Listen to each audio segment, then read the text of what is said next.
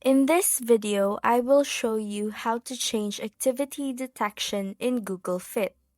First, open your Google Fit app just to make sure it's set up and running.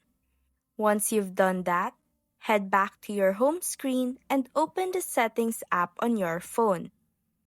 Use the search bar and type in Motion and Fitness. Tap on the result, and here you will see the different options you can control.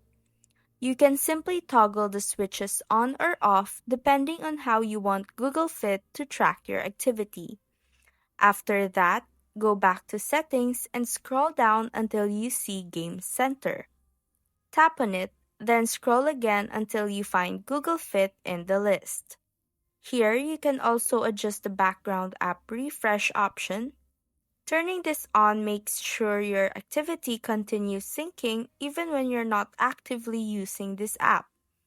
And that's how to change activity detection in Google Fit.